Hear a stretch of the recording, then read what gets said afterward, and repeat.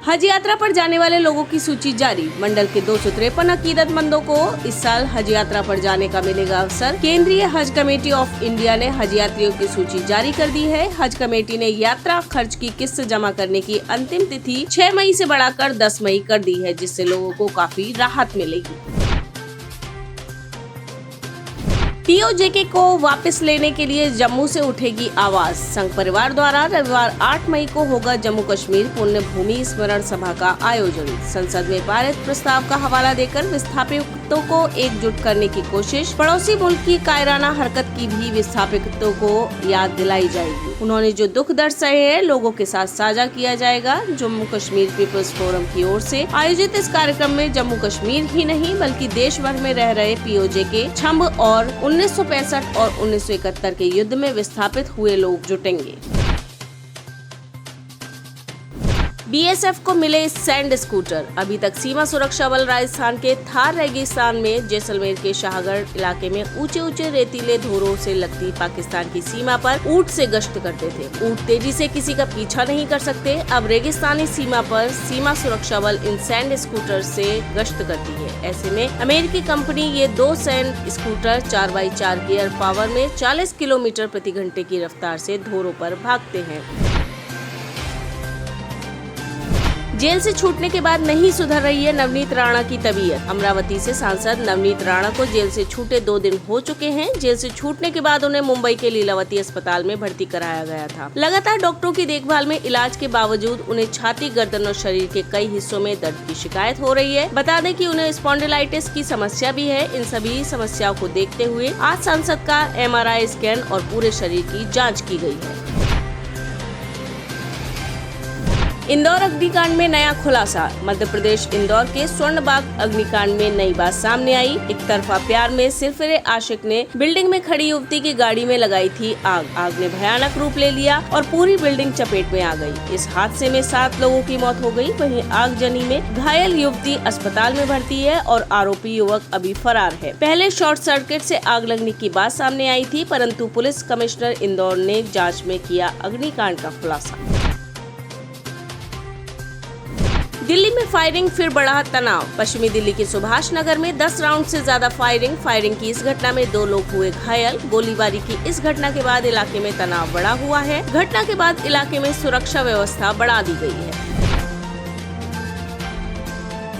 ओडिशा पर मंडरा रहा है चक्रवाती तूफान का खतरा। मौसम विभाग द्वारा दी गई जानकारी के मुताबिक एक चक्रवाती तूफान धीरे धीरे गति पकड़ने लगा है। अगर यह तूफान चक्रवात में बदला तो इसे आसानी कहा जाएगा। इस मौसम का पहला चक्रवाती तूफान रविवार को पूर्वी मध्य बंगाल की खाड़ी पर चक्रवाती तूफान में बदलने और 10 मई तक उत्तर पूर्व की ओर बढ़ने और उत्तरी आंध्र प्रदेश और ओडिशा के तटों पर पहुंचने की संभावना है। मछुआरों को समुद्र से बाहर आने को कहा गया है और पर्यटन संबंधी सभी गतिविधियों पर रोक लगा दी गई है।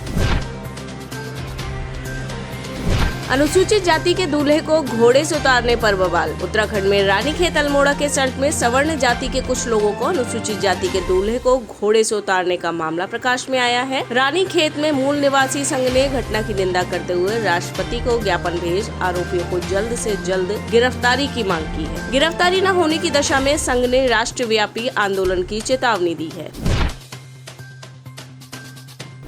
आप विधायक जसवंत सिंह के ठिकानों पर सीबीआई रेड। पंजाब आम आदमी पार्टी से विधायक जसवंत सिंह गज्जन माजरा के ठिकानों पर सीबीआई ने की छापेमारी। छापेमारी में 40 करोड़ रुपए से अधिक के बैंक धोखाधड़ी का मामला सामने आया। विदेशी मुद्रा भी बरामद। संगरूर में सीबीआई टीम 3 स्थानों पर परिसरों की ले रही है तलाशी। छापेमारी के दौरान सीबीआई ने कई दस्तावेज भी किए जब्त।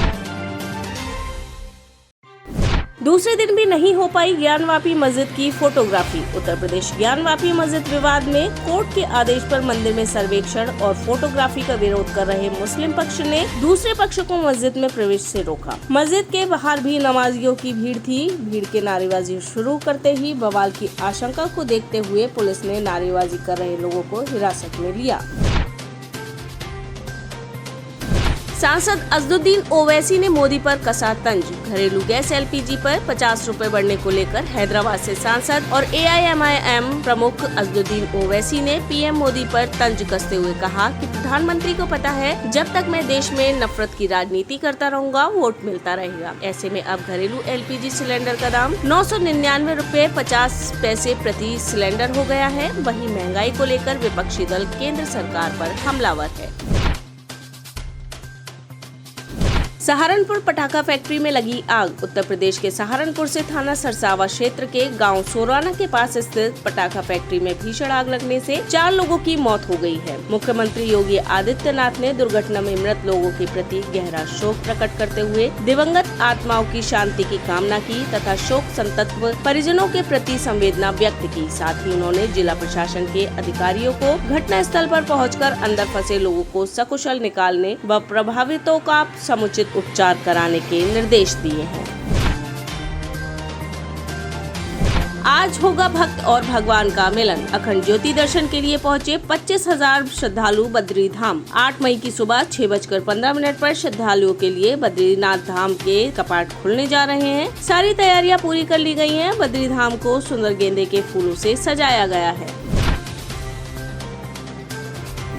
जम्मू कश्मीर परिसीमन आयोग की रिपोर्ट भेदभावपूर्ण। विपक्ष। जम्मू कश्मीर परिसीमन आयोग की रिपोर्ट को जम्मू कश्मीर संयुक्त मोर्चा ने खारिज करते हुए रिपोर्ट को बेहद आपत्तिजनक एवं भेदभावपूर्ण और राजनीतिक रूप से प्रेरित करार दिया। रिपोर्ट पर चर्चा के लिए विपक्षी दलों ने सोमवार को एक आपात बैठक बुलाई है। हालांकि कई गुज्जर और बकरवाल संगठनों ने अनुसूचित जाति के लिए 9 विधानसभा सीटें आरक्षित करने के कदम का स्वागत किया और इसके लिए प्रधानमंत्री नरेंद्र मोदी का आभार जताया है।